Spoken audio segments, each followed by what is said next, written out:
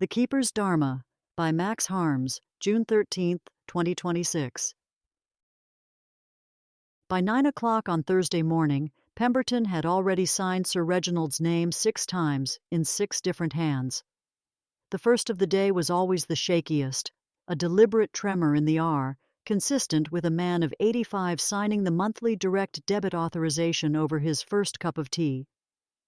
By the 6th signature, for the charitable trust disbursement to the village of Palasagar in the Satpura foothills, the hand had steadied, as was right. Sir Reginald, were he alive, would have been a better man by 9 than he had been at 7.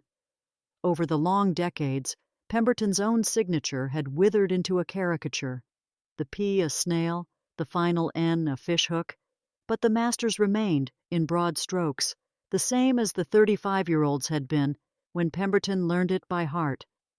The ink was a difficulty. Sourced from a stationer in Tonbridge nearly as old as Pemberton, the diamond didn't get as much use these days. Correspondences slowed down or simply ended without replacement. New in the bottle, the iron gall was a blue, so dark it looked black. But by the 3rd month it began to rust. By 9 months it was, frankly, orange. One could forgive Sir Reginald Ashworth Blake for drifting towards warmer pigments over the course of the year. Old gentlemen were entitled to drift. But there were limits.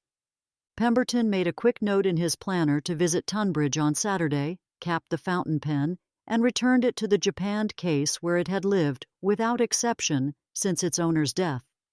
The pen was a Conway Stewart, with which Sir Reginald had written 3 unpublished novels, the best of them called A Warm Country, the worst under Crocus, and the middle one so indifferent Pemberton had, through an act of involuntary kindness, forgotten its title. He dusted the case with the edge of his sleeve and replaced it in the left-hand drawer of the master's desk. Pemberton paused, looking down into the drawer. A photograph lay there, beside the letter of warning from 1963, embossed with the letterhead of Dr. Wigram of Harley Street, and the small stack of blue airmail letters that had been read many times, but had never been answered. He reached for the picture, muttered the last few words of a prayer, and tucked it into the envelope where it belonged. It had taken all of Wednesday to arrange the drawing-room just so, in preparation for the day's events. Pemberton was crossing the hall to fetch the Times for authenticity. Sir Reginald, being a man of standing, had offered occasional commentary in life, particularly on the topic of the Kentish Weald, and thus the letters continued after death, as an occasional treat for the editors, when there came the brittle clatter of the doorbell. This was bad. The solicitor, Mr. Morley, had never arrived before noon. Pemberton froze, newspaper in hand, and hoped it was a delivery. The bell rang a second time after a polite silence to indicate it was not. Pemberton set down the paper, took a breath to steady himself, and opened the door. On the step stood an intense young gentleman of middle height, dark hair woven into an elaborate topknot. He wore a marigold tuxedo as though it were the most natural thing in the world, accented by a silk tie of the deepest crimson. His feet were bare. The skin of those feet was the same as that of his hands and face, blue as the open ocean. He had 4 arms. 2 emerged from his cuffs in the usual manner. 2 others, equally well-dressed, occupied a second set of sleeves, slightly higher and further back, no doubt custom-tailored. In his lower right hand he pinched a large conch shell between thumb and forefinger. Balanced upon the conch, in defiance of most of what Pemberton had been taught to expect of small objects on curved surfaces, was an engraved calling card. In his other 3 hands were a golden scepter etched with peacock feathers, a plate-sized ring of fire slowly rotating, and the pink and white blossom of a lotus. Pemberton thought, with a feeling he had not experienced so intensely since the 60s, "Oh, fuck." Then he said, "Good morning, sir." "Good morning," the gentleman said, with a voice that resonated with calm strength. "I am here from the office of the preserver. Late last year I was tasked with conducting a review of this household's dharmic account. I apologize for the delay." The gentleman presented the calling card, still perched atop the conch. Pemberton glanced at it as he took it, verifying what his gut already knew. Krishna, Senior Avatar of Vishnu, Office of the Preserver, 108 Vaikuntha Way. The lettering was beautiful, flowing in a script he could not read but somehow still understood. He set it on the silver salver by the door. Of course, sir. Do come in. He stepped aside, and the gentleman entered. Might I take your... Pemberton paused.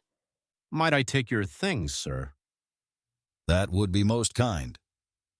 Pemberton received the 4 attributes one by one. The conch hummed with the echo of breath. The scepter, which was truly more of a mace, he decided, was so heavy that it required 2 hands to take from the deity.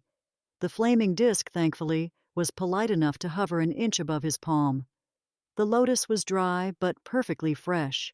He arranged the 4 on the foyer sideboard, a heavy inlaid piece Sir Reginald had brought back from a bazaar in Mandla on the walking tour of 1956, with 4 recesses in its upper surface whose purpose Pemberton had previously never been able to identify, and which he had therefore left empty.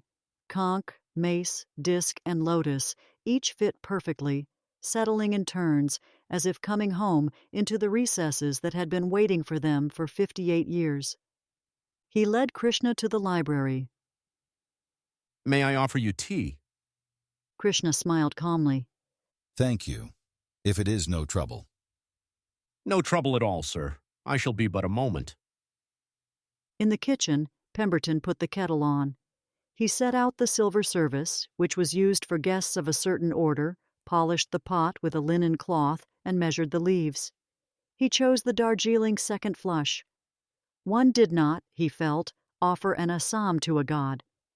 His hands were steady. Adrenaline was a useful thing in a man of his age. On top of the fridge stood a biscuit tin filled with various odds and ends, mostly buttons, along with a broken pocket watch and, most vitally, the remote control for a secret machine. On its lid was a portrait of Queen Elizabeth II from the Silver Jubilee.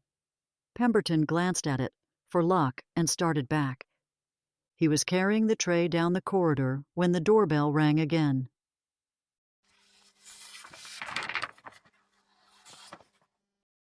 The woman on the step was in her early 40s, crisp in a navy suit, a pearl stud in each ear, holding a slim leather portfolio under one arm and a business card in the opposite hand. She wore sensible shoes and was, Pemberton was pleased to note, entirely lacking in auras, attributes, and auguries. The card, which he took with the hand he was not using to support the tea, was in English. Good morning, She said. Felicity Chung, Hartwell and Vane Fiduciary Services. I have an appointment with Sir Reginald Ashworth Blake for our quinquennial Proof of Life certificate verification. I'm a little early. Pemberton looked at the tray in his hands, which he could not set on the now occupied sideboard. The teapot was steaming. In the library, a god was waiting. I was expecting Mr. Morley. She didn't smile. I'm afraid he retired 4 years ago in 2010. He paused, searching for an excuse. After an uncomfortable moment, he turned and set her card on the salver, then said, Of course, Miss Chung. Please come in. Thank you. If she noticed the flaming disc or other divine attributes on the sideboard, she gave no sign. I am afraid, due to the early hour, that Sir Reginald is not quite ready to receive company. If you would not object to waiting, perhaps in the conservatory, I shall attend to you directly. She consulted a wristwatch of obvious quality. I take my duties seriously with all our clients, but especially when managing estates of this size. The law demands that I confirm with my own eyes that the beneficiary is living and of sound mind before the trust releases another 5 years of funds. She met his eyes, and her expression softened a shade. Still, I recognize that I'm early. I will give him 2 hours. After that, I shall be required by the agreed-upon procedure to escalate. 2 hours will be ample, I am sure. He showed her through the east corridor to the conservatory, the room in the house furthest from the library and separated from it by the entirety of the servants' passage. He settled her with a view of the rose garden and a second pot of Darjeeling from the everyday service, and left her with a selection of country life magazines, the most recent from 1978. She took a small device from her bag, one of the new types of cellular phones perhaps, and began to punch away at the plastic keyboard with both thumbs. He returned to the library. Krishna had not moved. He stood at the window, looking out at the garden, his upper hands clasped behind his back, his two lower hands resting on the sill. Pemberton approached and poured. "You have a very fine lawn," Krishna said. Thank you, sir. We have a man who comes once a week. "The preservation of a lawn," said Krishna, "is a small but honorable dharma." Indeed, sir. The avatar of Vishnu turned. He accepted the teacup in an upper hand and took a sip. Something moved across his face, a small surprised pleasure. "This is good tea." Thank you, sir. Krishna took another sip, then a breath. "The matter I have come about concerns an account that has been open 50 years, almost to the day. A soul has been listed throughout this period as preserved pending reconciliation. It is not the oldest such account on the preserver's ledger, but it is among the longest unresolved, and it has come up for review. We are perpetually behind, as you can imagine. I was due last year. I waited a season further, for reasons I may come to. I'm not sure I understand, sir. This is the house of Sir Reginald Ashworth Blake, is it not? Yes, sir. And you are Jonathan Pemberton. Yes, sir. Krishna inclined his head. Mr. Pemberton, are you familiar with the distinction between dharma and karma? I'm sorry, sir. That's quite all right. The most important thing to understand is that none of us are free from the debts incurred by our actions, big or small. We are only free in how we decide to pay them. On my ledger, most lives are a single line. But not all. I wish to understand this account before I pay my debt. Will you assist me? Pemberton hesitated, frozen, unable to look up at those unblinking eyes, lotus petals drifting in deep waters. Instead, he looked down at the gray-brown floorboards, worn down over the years. It would be my privilege, sir.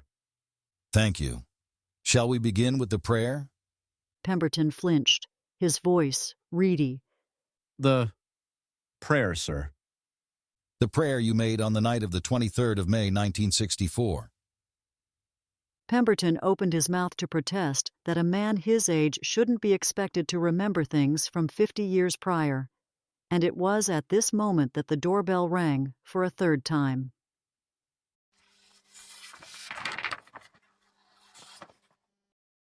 It was a burly man in a navy fleece with a clipboard and a 10 o'clock shadow. The van by the gate said Thurlow and Sons Gas along the side in a heavy script that was screaming about how posh it was.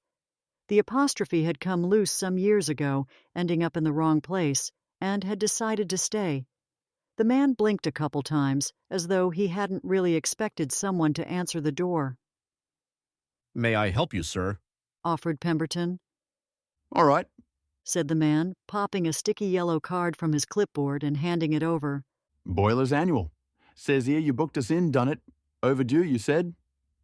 Pemberton placed the card on the salver beside the others without glancing at it. I'm so sorry. I fear that I have entirely forgotten, and today has turned out to be in no sense convenient. Could you possibly— No worries, mate. Tomorrow? Tomorrow would be ideal. Lovely. Pay the call out, yeah? Pemberton nodded. Gladly. Nice one. The man paused on the step as if about to add something, thought better of it, and went back to his van. Pemberton watched him go and felt briefly that day-to-day existence had just made a desperate attempt to reach out and shelter him from his fate for just a little longer. He closed the door. Krishna was still at the window. Forgive the interruption, sir. I had forgotten that I scheduled repairs.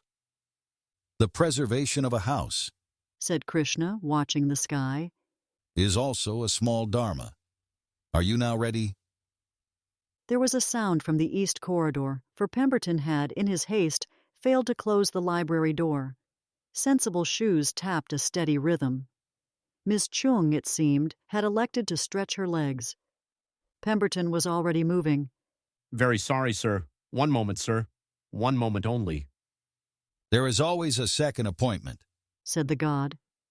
Pemberton stepped into the corridor. Ms. Chung was only a few yards from the library door. Madam, is there something I can bring you? I'm sorry, but I wondered if there was a cloakroom. Indeed there is. Through there, first on the left. Thank you. She altered her course. Pemberton stood, blocking in the corridor until he heard the cloakroom door close, then turned. She is also an auditor, said Krishna, silently having moved to the doorway. Yes, sir. Here to see a dead man and say he is alive.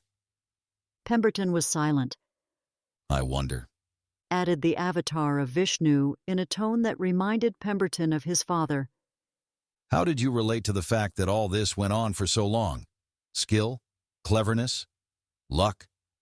Ms. Chung, unlike Mr. Morley, isn't a little blind and more than a little foolish. Pemberton glanced towards the drawing room, thinking briefly of newspapers and lies. I invested a great deal of time and effort over the years, sir. His gaze returned to meet those unblinking depths. Pemberton's hands began to tremble. Krishna stepped forward, touching Pemberton on the shoulder, sturdy and warm. Mr. Pemberton, I have been in this world, on and off, for a very long time. Your methods were as good as anyone's, and you should be proud of that. The path is chosen, in part, according to skill, though in your case it was less than you may believe. A body can be preserved. Suspicious minds can be diverted. Strength and luck come to those who align themselves with Dharma. The preserver paused. His hand withdrew. But karma comes due. You should understand that the two audits you are presently hosting, mine and Ms. Chung's, are the same audit in two registers. It is not possible to satisfy one of us while deceiving the other. Not for an hour, not for 5 minutes. Do you understand? I believe I do, sir. Then let us be done with this facade. When Ms. Chung returns from the cloakroom, I should like her to accompany us to the drawing room and hear you tell the story. All of it. Sir, with respect, sir, she will not believe. She will, said Krishna. She is a professional, selected for her ability to hold what is true in an open palm without crushing it. Call her in. I shall wait with Sir Reginald.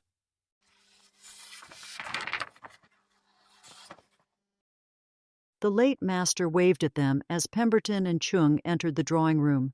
He was seated at ease in an armchair by the window, bushy mustaches and thick-tinted spectacles masking his face. On his lap was the dust and pomegranate Afghan from Suez, but no newspaper, for Pemberton had forgotten it in the entry hall during all the excitement. The puppetry was sophisticated. While the gesture had been initiated by the wire attached to the door, the weights and pulleys in the basement completed the tired motion of arm and wrist without needing the door to close. This was good, as Ms. Chung stood frozen in the doorway, staring at the four-armed blue gentleman who sat with bare feet tucked up on the sofa in a perfect yoga pose beside Sir Reginald. It looked for all the world like they were interrupting a deep conversation. Jesus Christ, she whispered under her breath. Pemberton thought he caught the hint of a smirk on the god's placid expression. Ms. Chung, said Krishna, rising briefly. Thank you for your patience. Please do sit down. Mr. Pemberton is about to explain. It was only as she sat, in the Hepplewhite by the Davenport, that the full truth of Sir Reginald Ashworth Blake revealed itself to her. She traced the fishing line woven into his jaw, noticed the painted eye hooks tucked into the upper wainscoting.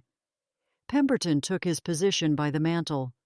The discreet levers hidden in its paneling were now as pointless as the one bit of modern gadgetry he had grudgingly allowed himself, a small Bluetooth speaker sewn into the master's collar. He'd failed to pocket the controller anyway. It still rested on top of the fridge, beneath the gaze of Her Majesty. Ms. Chung, cool as ice, opened her portfolio, uncapped an elegant stylograph, and directed her attention away from the corpse and the god, towards the man whom she expected to provide her some purchase on all this mess. Pemberton nodded in approval, cleared his throat, then began. The story began in the middle, on the 23rd of May, 1964. Sir Reginald, who had recently celebrated his 35th birthday in his own quiet fashion, and then had gone through a much more mundane proof of life with Hartwell and Vane the week before, the second such indignity he'd had to endure, had come home that afternoon from a long walk in the woods and sat down in his study to write. Then, at some moment, unseen, had said to no one in particular, "Oh," in a mild voice, and proceeded to abruptly die of the aortic rupture Dr. Wigram had spent 3 years warning him about, but against which no medicine available in 1964 could have done anything whatsoever. His father, Sir Christopher, had gone the same way in 1952. Sir Reginald had, Pemberton said, been expecting it. He had not been expecting it that evening. He told them how he, Pemberton, had come in presently with the evening whiskey and had found the master slumped forward, his cheek on the page, the Conway Stewart on the floor, the ink bottle on its side, emptying slowly onto the rug. Sir Reginald had no children, no surviving siblings, and no heir of any kind. He did, however, have a beneficiary. Pemberton himself had only been away from England on 2 occasions, and one was to visit an aunt in Wales. Sir Reginald, however, was a man of the world. Born just too late to serve in the war, he grew up idolizing and mythologizing the older generation. They all did, you must understand. And in particular, he lamented that he had missed his chance to embark on adventures that served king and country. Thus, in his wild days, he was, quite frankly, a bit of a cad. While technically at Oxford, he spent most seasons on the continent, enjoying a life of rakish wanderlust. Sir Christopher, the father, had served in the war. He had been an officer, though of what rank Pemberton did not know. He had blood on his hands in more ways than one. In proportion to the misadventures of his only son, he grew colder and colder still. When he died, they had not been on good terms, so while Reginald inherited the title of baronet, he did not fully inherit the property. Instead, the father set up a trust, which would pay out a modest annuity with the intention of dispersing the fund over the span of a century, primarily perhaps to Sir Reginald's children, if he'd managed to live long enough to have any. Instead, given the lack of a direct male line, Pemberton explained that the trust's annuities, along with control of the house and everything else, would have passed, on his death, to a cousin in Durban whom Sir Reginald had later entertained only once and who he had privately described afterward as a ferret in human form. The cousin, Pemberton added, because he had no wish to tidy anything now, had, in December of 1999, sent Sir Reginald a Christmas card. Pemberton, having forged Sir Reginald's life for decades at that point, had become, perforce, the chief reader of his correspondence. The card had shown the cousin by an above-ground pool, a glass of wine in each hand, arms wrapped around 2 Spanish girls a third his age, with a caption in his own writing, "Living the goddamn dream." Sir Reginald, despite the warnings of his physician, had not written a will. He certainly wouldn't have included his cousin in it. His accumulated funds were nothing compared to the trust, but even still, it could be a meaningful amount of money for one who had grown up in the Durham coalfield, or in the village of Palasigar. In the wake of his father's untimely death, Sir Reginald began to change. It was in these years that Pemberton, a young man at the time, had been hired on. Perhaps his feelings would have been different had he known his master during the years before. Trips to Paris and Ibiza became trips to Cairo and Jerusalem, and then, in 1956, he visited India.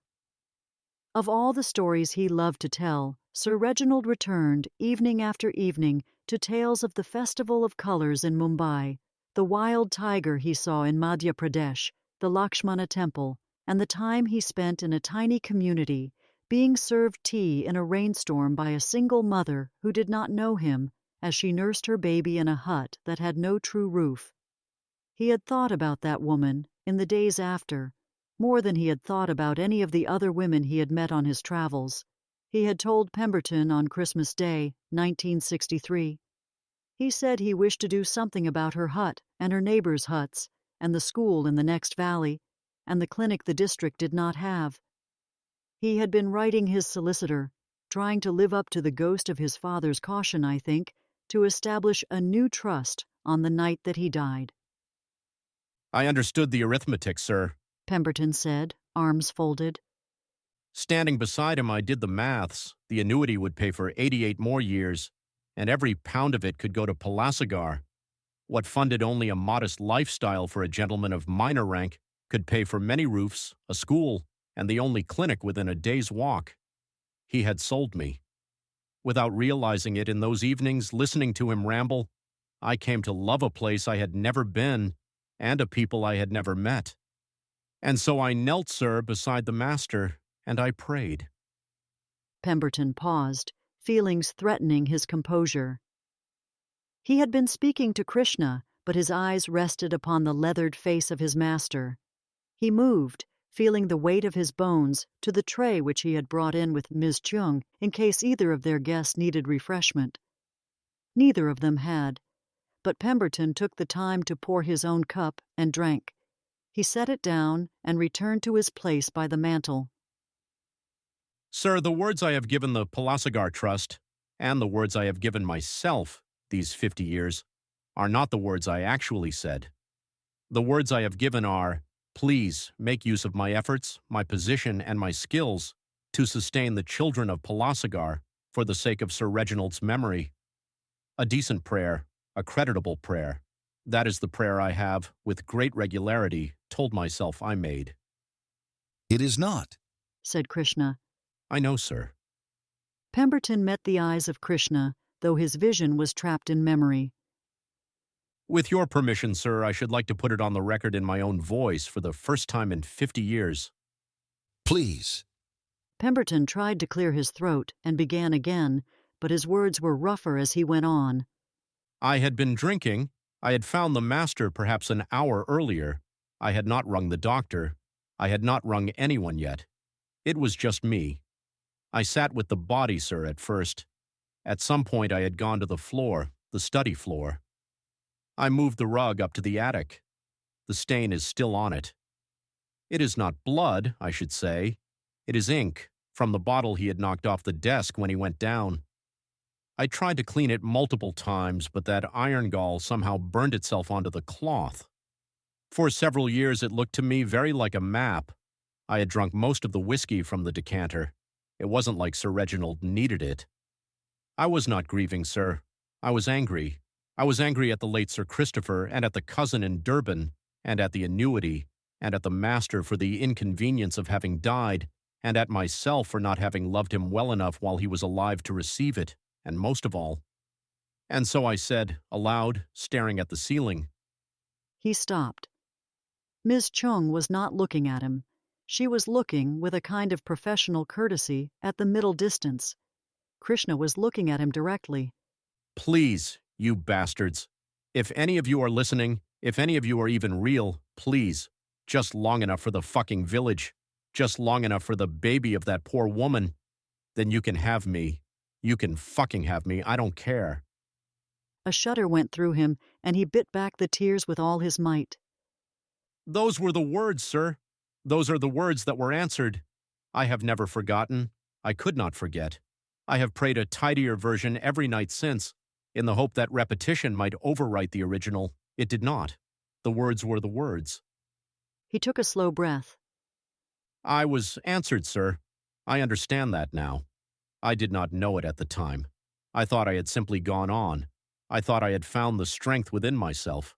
I sobered up and rang an old friend. I will not name him, for his only crime was that of loyalty, whose family happened to run a mortuary and who happened to live nearby. I thought I had been lucky. I helped the other staff find new work, signing letters of recommendation in Sir Reginald's name. The annuity paid. His friends did not pry. I kept the house as he would have wanted it. Every year I transferred the annuity into the Palacigar Trust. I did my best to see that it was well spent. I found a trustworthy man to serve as our liaison, for I could not leave the house for any meaningful amount of time. That money, it built the roofs, and then the school, and then the clinic, and then... Pemberton finally seemed to see the figure sitting on the sofa. And then, 40 years in, it funded a small temple, which was not part of the plan, but which the village wished for, which I directed the trust to fund because the trust had funded everything else, and because, I will be plain, sir, because I wished it to. There is a generation in Palasagar now that has gone to school. There is a clinic with a doctor. I understand, sir, that the doctor was herself educated on the trust, and that last year she was responsible for her 200th delivery. There is a letter of thanks they write each year, collectively, to a holy man in England who is their friend. The letter comes here, sir, addressed to Sir Reginald. In one of them in 1987 or thereabouts, there was a photograph, a woman in a green sari standing in front of a hut. I am not certain whether it was the woman with the hut without a roof, whether it was her daughter, or whether it was no one I had any reason to know of. I have looked at that photograph many times. I could not think what to say to it. I have never answered a letter. I could not think what I would say. He took out a handkerchief and looked at it before putting it back in his pocket. The annuity, He continued, still has 38 years to run from today, sir. I have devoted myself to the preservation of Sir Reginald these 50 years. I have kept him, sir. I have kept his house. I have kept his signature, his correspondence, his proof of life. I have kept his body. I understand, sir, that you have made it possible. Thank you. Krishna did not answer. The mantel clock ticked and ticked and ticked. Mr. Pemberton, He said. there is a section in the original prayer that I wish to bring to your attention. Sir? You said, in the words that were in fact said, just long enough for the fucking village, just long enough for the baby of that poor woman. Then you can have me. Yes, sir. The section has two halves. You've been attending to the first half for 50 years, and yet you haven't noticed that it completed itself. Completed, sir? The village, Mr. Pemberton, is sufficient. It has been sufficient for some time. The roofs, the school, the clinic, the temple, the doctor, the 200th child. In dharmic terms, the village is established. Their wheel turns from its own energy. It does not require the next 38 years of the annuity to continue along its path. It would benefit from them, yes, but it will not suffer unduly without them. The village, in the sense you meant it on the night of the prayer, the mother with the roofless hut, her neighbors, her children, and her neighbors' children, that village is safe. Even during the monsoon last summer it was safe. You have been maintaining the preservation past the point at which your own condition was satisfied. I did not know, sir. No, I am aware. I have been waiting to see if you would realize it, for it is a gentler thing, to let the world turn according to its own rhythm. My calendar called me here last year. I waited one season further, for the anniversary, for the other auditor. Ms. Chung looked to the deity, but his focus was entirely on the elderly man standing before them with the expression of someone who cannot help but be naked. The second half of the prayer, Krishna went on, stipulated that I was to take you, that I was to take your life, in addition to Sir Reginald. Do you understand? Yes, sir. Krishna's expression darkened by a fraction of a degree, just as a cloud passed in front of the sun. No, you do not. There was a cold silence, marked only by the scratching of Ms. Chung's pen in her portfolio. Krishna stood, looking to the other auditor for the first time since her entrance. She paused, perhaps feeling the eyes upon her, but did not look up. Instead, she went back to writing and quietly said, It's against the law for a reason.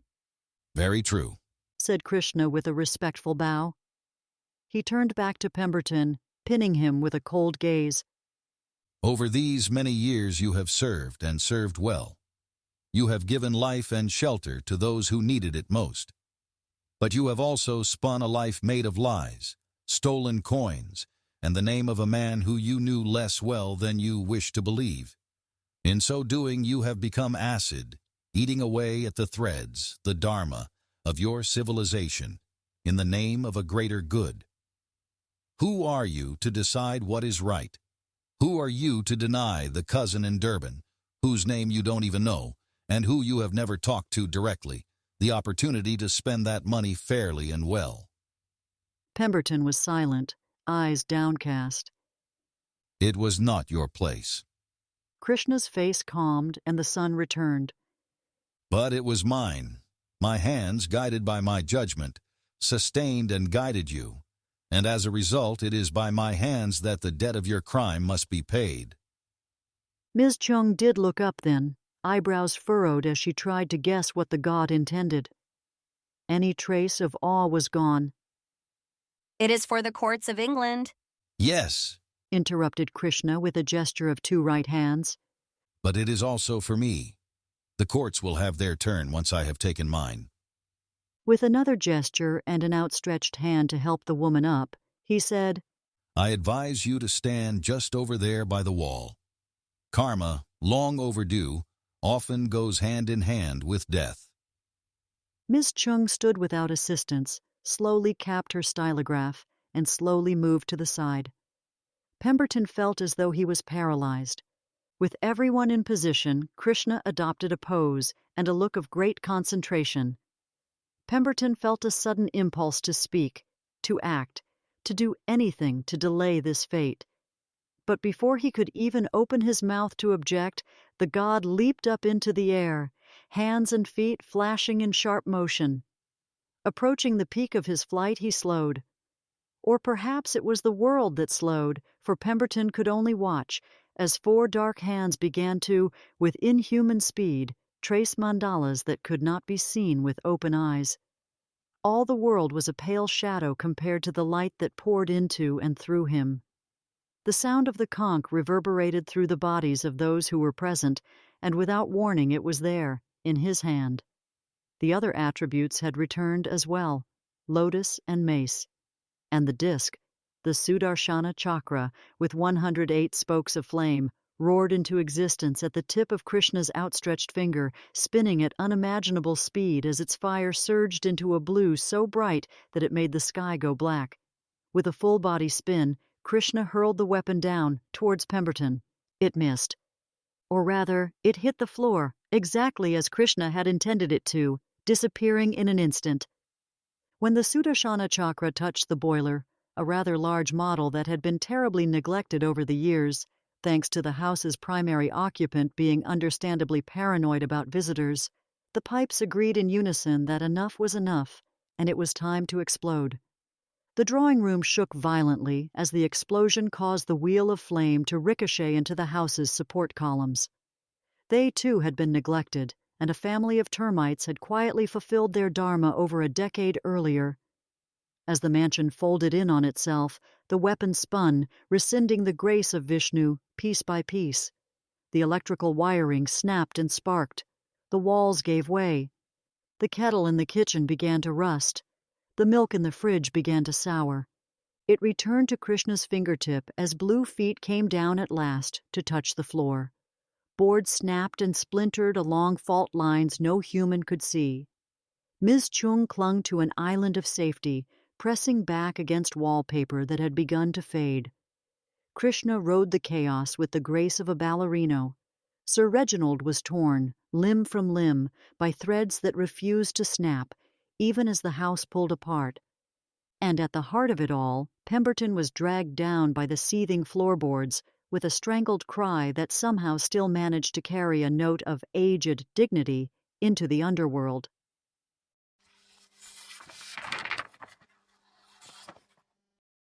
In the left-hand drawer of the desk in the study, the Conway Stewart rested in its japanned case.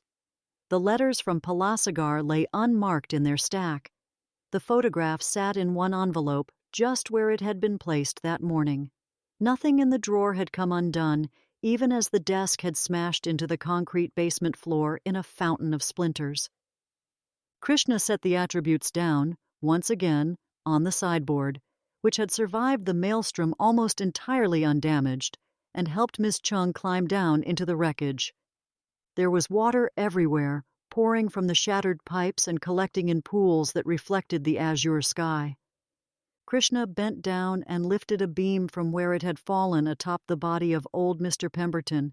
It had nearly flattened the man, but it had landed primarily on a desk, and the desk had sustained the weight. Your life is over, I'm afraid, said the god, turning Pemberton over with two of his arms and lifting him from the pool to rest against the beam. I took most of it. Ms. Chung's courts can have the rest. He looked towards her. She frowned, quietly taking in the body of the old man and the shattered home. For a while there was nothing but the sound of water. With a shake of her head, she said to Krishna, I will file a police report tonight. He tilted his head. Tonight? The woman bent beside the man's body, checking for a pulse. Tonight? She confirmed. Krishna laughed with the sound of droplets in the open sun. Then in that grace period, there may yet be time for an afterlife. He tapped the crown of the old man's head. Pemberton opened his eyes and coughed. Whoa there, said Krishna, almost grinning with delight. That was quite a fall for a man of your age. Rest for a moment. Collect what parts of yourself remain. Pemberton, speechless, wiped water from his hand on his ruined jacket and brushed the dust from his face. Krishna righted himself and took a step away, in the direction of what had been the foyer. He smiled at the two of them and casually said, as though it had just come to him, The part worth keeping was never yours to lose. Then, stepping carefully and collecting his things, he left. Ms. Chung looked to the man and frowned. I'm not like you, she said, though it sounded more like she was talking to herself. Don't take too long. They'll be after you by tomorrow at the latest. Then, after a breath, she followed in Krishna's footsteps, saying nothing more. It took Pemberton a long time to find his feet. His clothes were soaked, and the house was truly in a state. He knew that tomorrow he'd be so bruised and sore that he wondered if he'd be able to leave bed. But as he moved, he felt as though he was gaining momentum, spared for the moment from the debts of the body. Eventually, he found a suit that had been spared and packed it in a relatively undamaged piece of globetrotter luggage that had come down from the attic alongside the stained rug. He looked at that ink stain for a long time, imagining hills and river valleys. In the drawer, he found the letters, which he placed carefully in the bag's small pocket. He decided to leave the Conway Stewart behind, alongside the doctor's note, but not before he used it one last time. Dear friends,